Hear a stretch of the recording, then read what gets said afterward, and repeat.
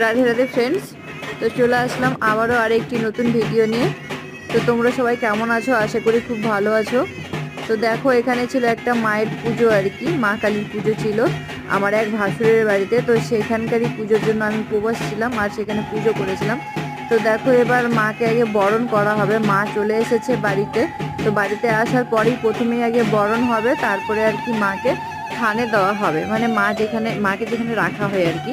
তো সেখানে পরে নিয়ে যাওয়া হবে। তো এখন একে একে সবাই আর কি বরণ করে নিবে। তো প্রথমে বরণ করেছে দিদিভাই, তারপরে আর কি দাদাভাই করেছে। তো দেখো, এখন বরণ চলছে। আমরা তো এইভাবে আগে মাকে বরণ করি, তারপরে ঘরে ঢুকাই। তোমরা কে কেমন পুজো করো অবশ্যই কমেন্ট করো।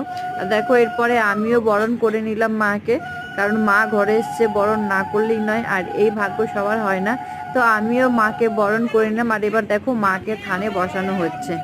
চলো টাটা, দেখা হচ্ছে বাকিটা অন্য ভিডিও।